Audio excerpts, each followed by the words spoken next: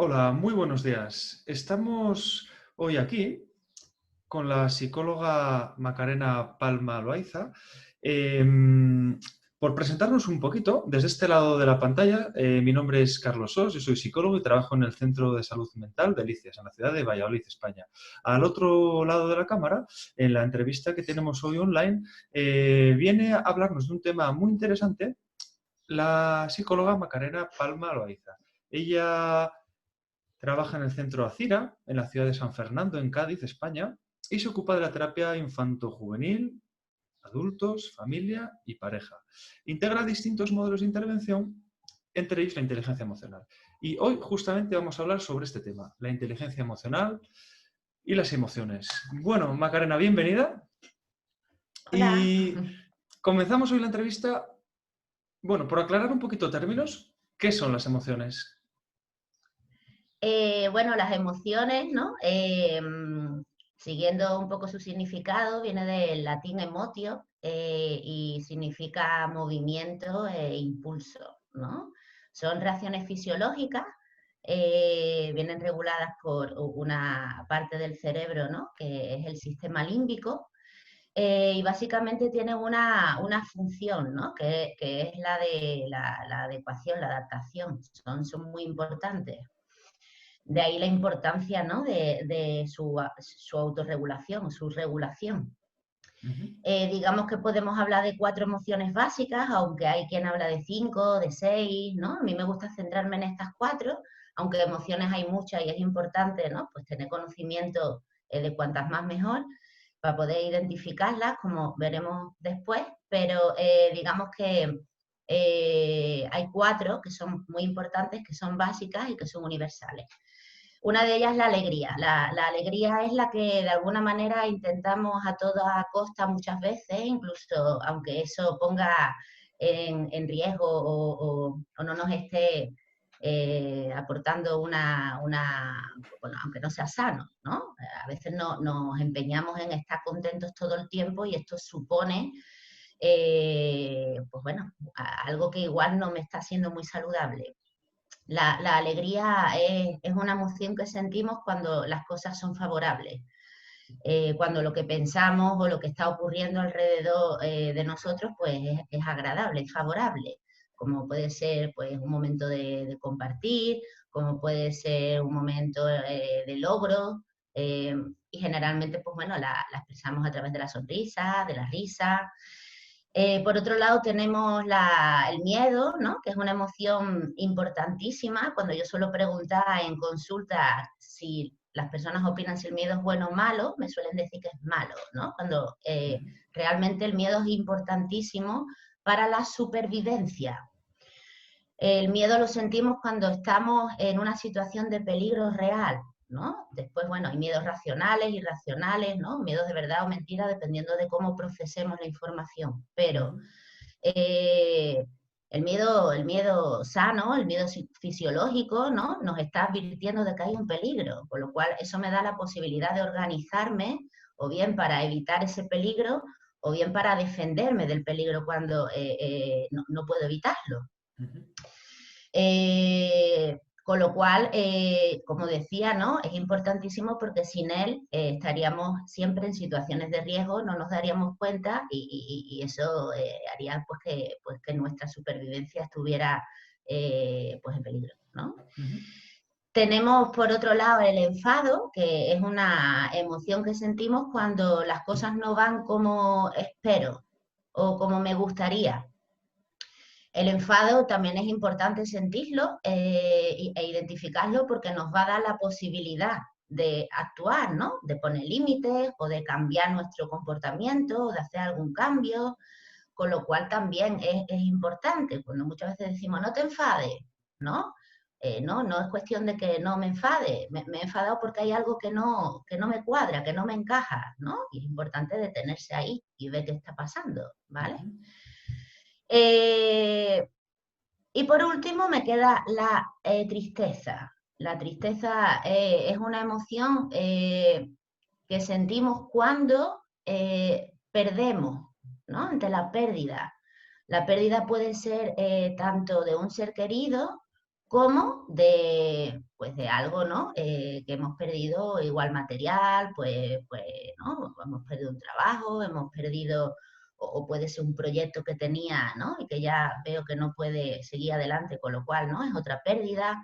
Cada vez que sentimos una pérdida, vamos a sentir tristeza, y la intensidad de la tristeza va a depender de la importancia que eso tenía para mí, con lo cual ahí también nos está dando información, ¿no? Si ante la pérdida de algo siento mucha tristeza, eso significa que eso que perdí me importaba o tenía un valor para mí.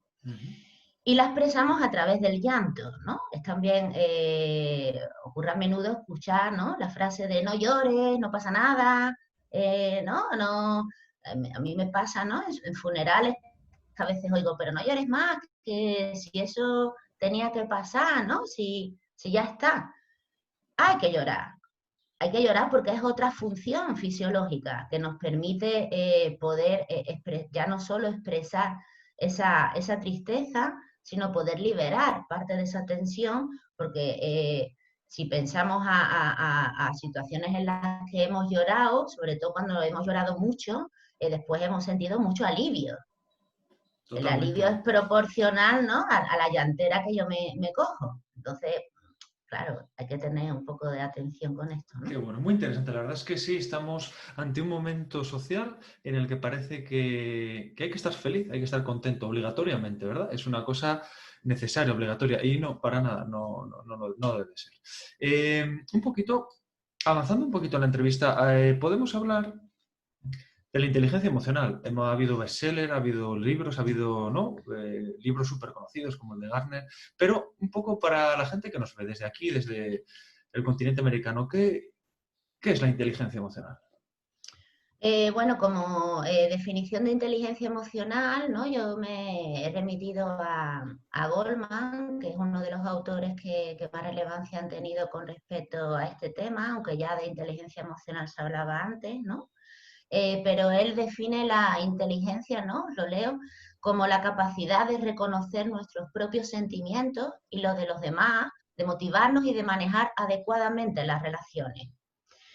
Es muy importante identificar en uno mismo qué está pasando. Si yo no soy capaz de autorregularme con respecto a las emociones, difícilmente lo voy a poder hacer con el de enfrente.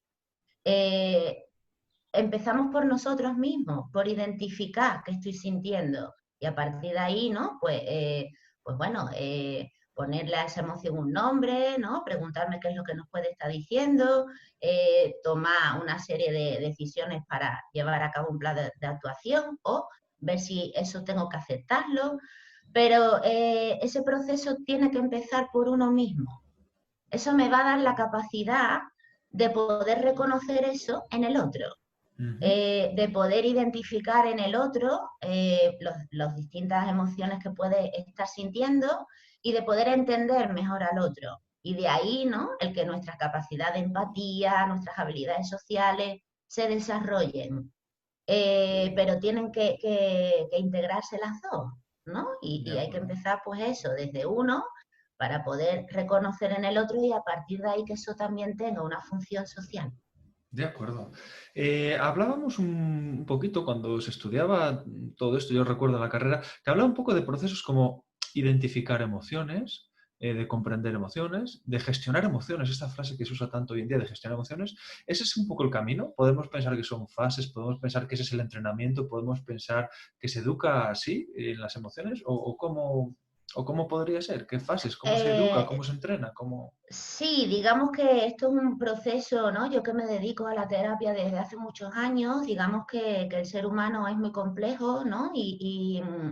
Y tenemos que tener en cuenta también factores o variables de otro tipo, ¿no? Dependiendo de cómo yo procese la información, oye, eso va a tener, ¿no? Una repercusión en cómo yo voy a identificar o a poder entender, ¿no? Las emociones, ¿no? Entonces, digamos que hay procesos muy complejos, pero digamos que para dar un poco una idea, ¿no? A quien nos puede estar escuchando de qué va todo esto, o al menos empezar, ¿no? A tener más conciencia de este tipo de variables que le pueden, ¿no?, crear un mayor autoconocimiento, podemos decir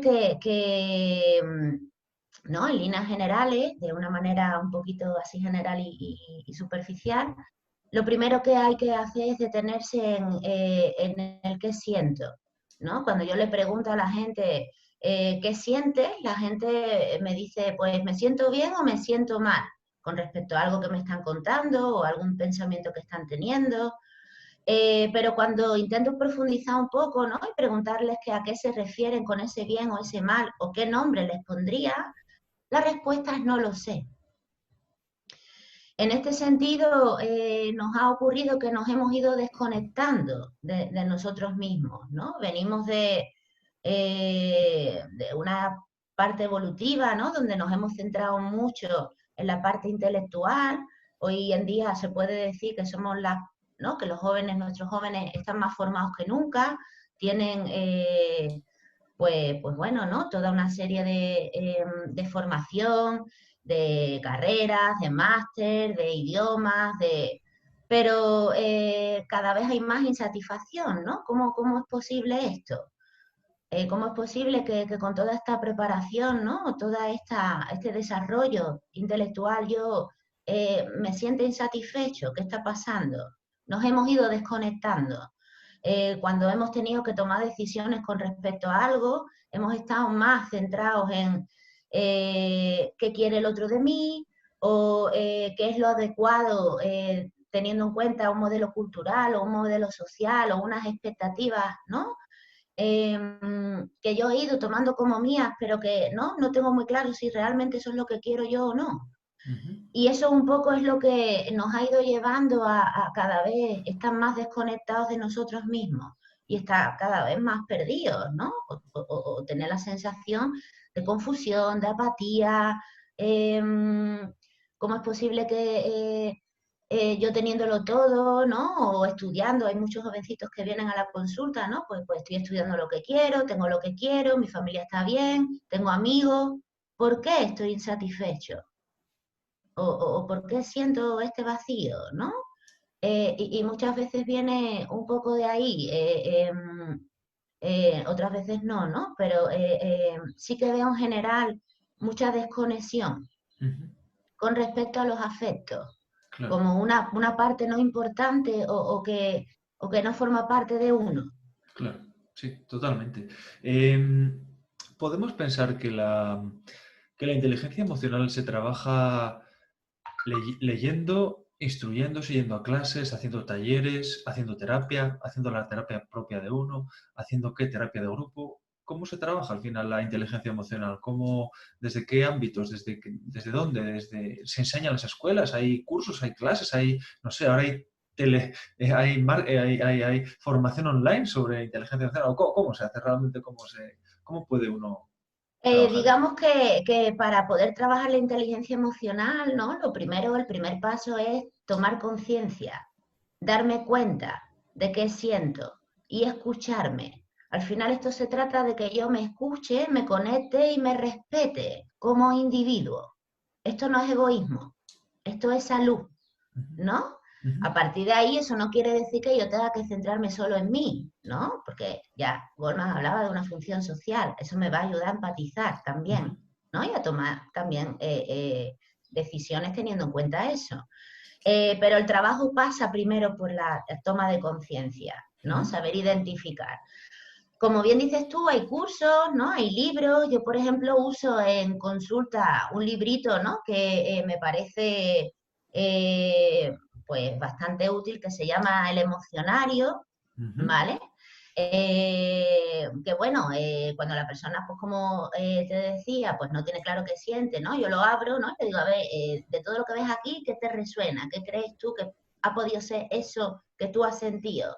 Eso me ayuda a identificar, ¿no? Con lo cual sí, por ejemplo, está este emocionario, ¿no?, que bueno, tiene muchas emociones explicadas cada una, ¿no?, con textos ilustrativos. Es un libro muy, muy agradable, ¿no? A mí por lo menos me gusta bastante. Y eso, claro que me puede ayudar, ¿no? El tema de la terapia, pienso que aquella persona que quiera hacerse un trabajo personal o crecer en ese sentido, pues bueno, la terapia le puede ayudar, porque va a ser algo, o al menos como yo trabajo, ¿no? Va a ser algo muy personal, va a ser algo que va a depender, ¿no? Y que se va a ajustar a la persona, no la persona se va a ajustar a mi manera de trabajar. Si integro varios modelos de intervención es precisamente por eso, ¿no? Para poder ajustar la terapia a la persona, ¿no? Y también ajustar la manera, ¿no? En la que esa persona puede ir de alguna manera pues aprendiendo, ¿no? O introduciendo ese conocimiento. También, bueno, todo lo que sea una inquietud, un interés, ¿no? Libros que pueden haber que hablan sobre esto, también es un primer modo, ¿no? De aproximarme al tema. Tengo que saber que primero me tengo que aclarar con respecto a qué siento, y una vez que hago eso, me tengo que identificar con qué me está diciendo esa emoción. Como ¿no? He estado comentando antes, pues si es tristeza, esa emoción me está hablando de algo que he perdido. ¿Qué he perdido? ¿Qué me está pasando?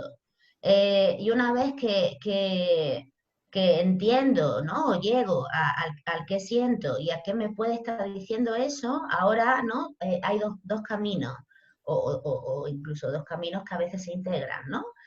Tengo ¿qué puedo hacer por modificar esto dentro de lo que mi emoción me está comunicando? ¿Qué plan de acción es el que puedo llevar para gestionar? Tú antes hablabas de gestión. Cuando yo, o la gestión yo la entiendo como eso, ¿no? ¿Qué plan de acción llevar para poder resolver eso que estoy sintiendo? Pero a veces hay que aceptarlo. Y ahí es donde no nos han enseñado, ¿no? Parece que no está bien sentir enfado, no está bien sentir tristeza, no es adecuado tener miedo, no. No es que sea adecuado o no adecuado, hay un sistema límbico en nuestro cerebro que se está ocupando de todo eso. Eso forma parte del ser humano y hay que prestar atención. Igual que cuando no me siento bien voy al médico porque me duele aquí, cuando siento algo a nivel afectivo, a nivel emotivo, tengo que ocuparme de eso y pararme, que es lo que hemos hecho en el COVID, pararnos, ¿no? Y un poco ver qué está pasando. Una vez que lo sepa y que vea, ¿no? El plan de acción, o si eso es algo que tengo que aceptar, ¿no? Hablando del COVID, ya aprovecho, ¿no? Y hablo de eso porque, bueno, pienso que puede ser interesante. Estamos viviendo a nivel mundial una situación de peligro real. Este miedo no es inventado o no es una percepción errónea de mi cerebro. Esto es una realidad y es una situación de alerta, de peligro real. Con lo cual voy a sentir miedo, voy a sentir incertidumbre, voy a sentir tristeza porque habré perdido parte de lo que era mi vida antes, ¿no? Rutina, hay quien ha perdido seres queridos, o trabajo, ¿no? O maneras de trabajar, y va a haber pérdida, con lo cual va a haber tristeza, ¿no? Si uno se siente triste o se ha sentido triste en este periodo, tenía que sentirse triste, porque estábamos perdiendo cosas, ¿no? Claro. Por otro lado está el miedo de un peligro, ¿no? Ese miedo, pues tengo que ver qué hago un poco con él. En parte hay que aceptarlo, hay que aceptar. Jung decía, aquello a lo que te resistes persiste. Si yo me niego o me resisto a que hay un virus, me guste más o no, que anda por ahí, voy a sufrir más por esa idea de no quiero que haya un virus y porque es así, quién ha tenido la culpa, y voy a buscar un culpable, ¿no? Voy a perder mi energía en eso. Y eso me va a crear un sufrimiento. Sí. Eso me va a hacer más daño que aceptar que hay un virus y ahora una vez que acepto que eso es así, ¿qué puedo hacer para organizarme? Para no contagiarme. Eso me va a permitir organizarme pues poniéndome las mascarillas, respetando las distancias de seguridad, decidiendo si entrar o no en un sitio donde haya mucha gente. Y aquí aprovecho para hablar de la responsabilidad. No podemos gestionar emociones sin la responsabilidad propia de lo que siento y de las decisiones que tomo, ¿no? Si yo decido que no me voy a organizar para protegerme del virus, tengo una responsabilidad y cuando me contagie o contagie, no voy a poder echarle la culpa a algo externo. Tendré que asumir que yo no me he protegido y Claro. no he protegido, ¿no? Por eso la responsabilidad es fundamental, además de la tolerancia, esa es otro tema que tenemos pendiente, sobre todo con la gente más jovencita, ya aprovecho para también contarlo, ¿no? O al menos esa es la impresión que tengo yo, ¿no? No queremos que sufra, ¿no? Todo lo tienen hecho, tienen excesos de todo y no aprenden a tolerar la frustración, por ejemplo, ¿no? Sí, Con esta era lo cual, justo un poquito la pregunta que te iba a comentar a esto. Es, a día de hoy, estamos a 10 de junio del año 2020, nuestros jovencitos, nuestros niños, nuestros adolescentes, bueno, por supuesto los adultos y los ancianos, pero en estas primeras etapas evolutivas de la vida, ¿se les enseña? Se les enseña el papel de las emociones, a trabajarlas, a manejarlas, a eh, responsabilizarse de ellas. no las enseñamos porque no las hemos aprendido.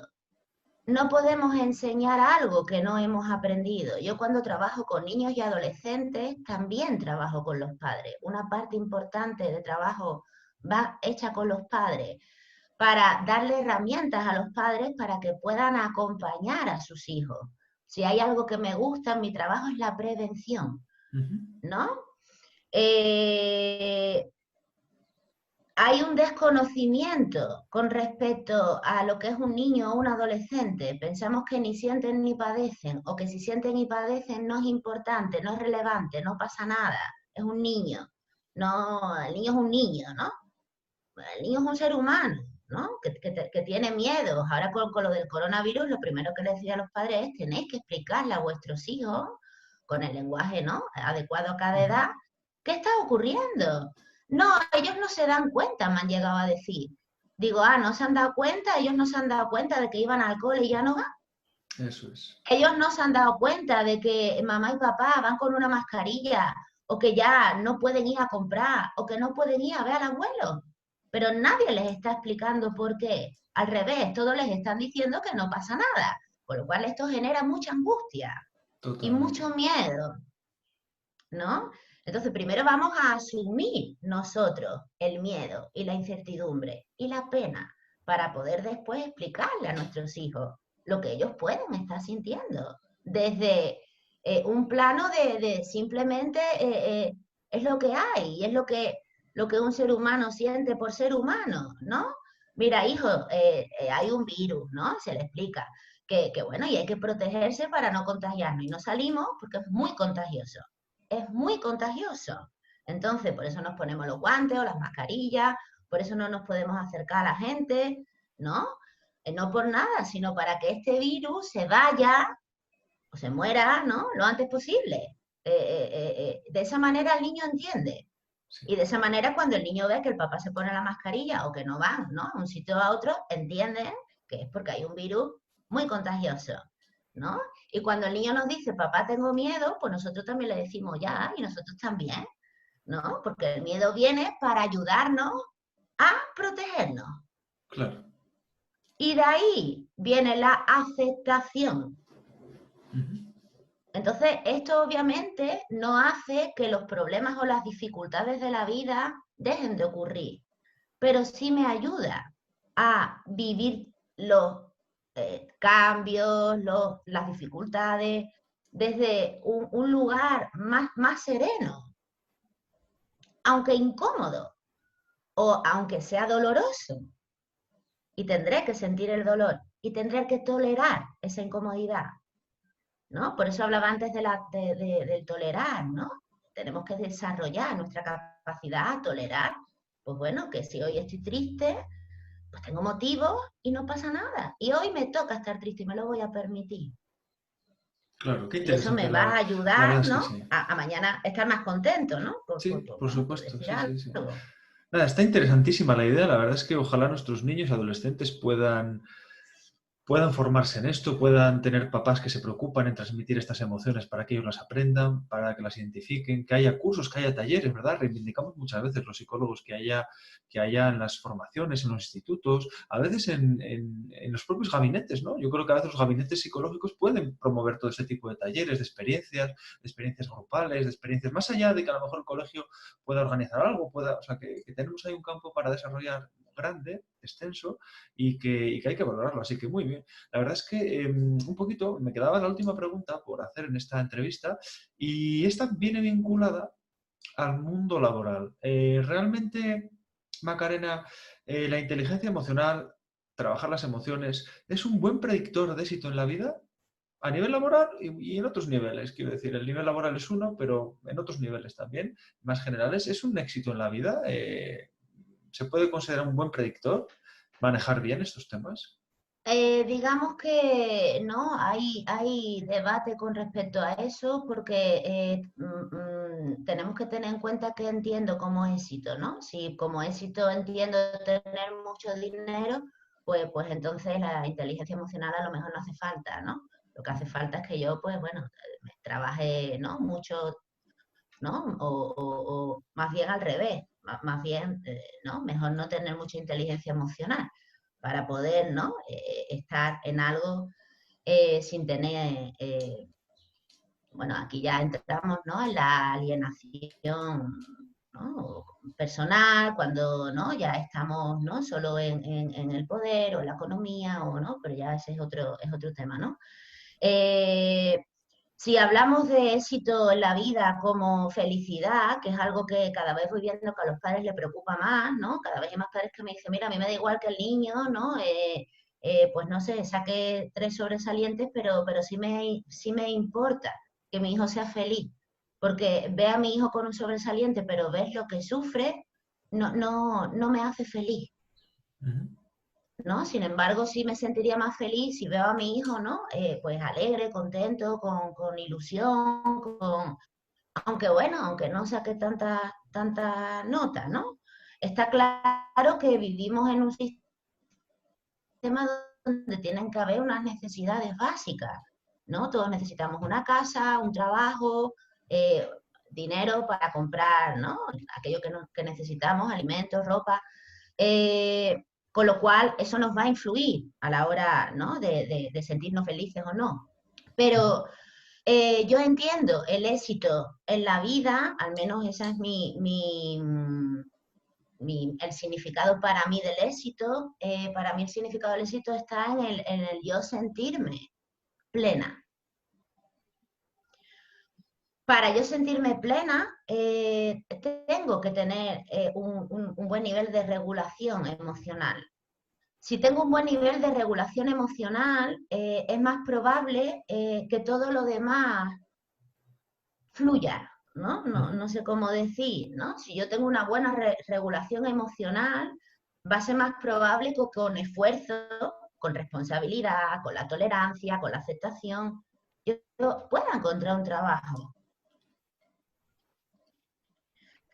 Eh, o que yo pueda mantener una energía en buscarlo, porque esa energía no la voy a estar gastando en un pensamiento catastrófico o en una lucha porque me parece injusto que no encuentre trabajo, ¿no? No sé Ujú. si me Sí, explico. sí, totalmente. O sea, tengo que aceptar que no hay trabajo, tengo que aceptar que es difícil y que, bueno, hay una crisis y ahora con la situación que tenemos, pues las cosas se van a complicar un poquito más, pero también tengo que tener confianza en mí mismo, confianza en mí mismo y confiar en que con esfuerzo, obviamente, no va a ser, no va a ocurrir por milagro, con mi esfuerzo y ocupándome de mis metas, ¿no? Y de lo que voy sintiendo y de lo que voy sintiendo que es el sitio donde yo quiero estar.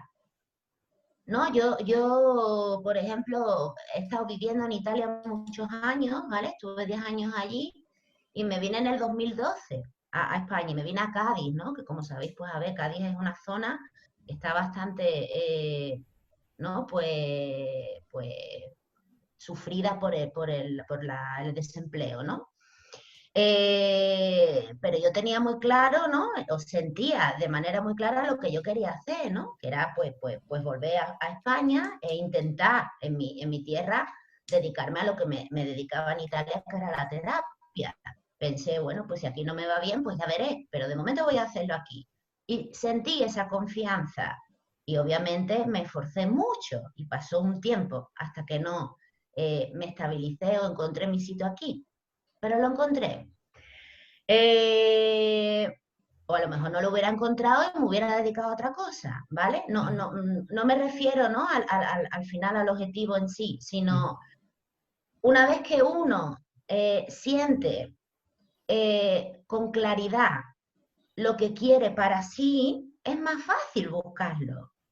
Si yo no me doy cuenta de que quiero naranjas y me voy a un supermercado sin tener muy claro qué quiero, ¿en qué quieres trabajar? Ah, pues no sé, en cualquier cosa. Pues igual voy al supermercado, me hago un lío y a lo mejor me traigo otra cosa que no son naranjas, me frustro porque no eran naranjas, pero claro, como no lo tenía claro, ese es el problema. Ese pienso que sea la causa de la infelicidad o del no éxito. Sí, sí, sí, está clarísimo que no tener claro las cosas, no planearlas, no pensarlas, no reflexionar, sí, totalmente, totalmente cierto. La verdad es que has dejado muchas, Macarena, muchas reflexiones en esta entrevista, muchos toques teóricos, muchos toques para poder aplicar.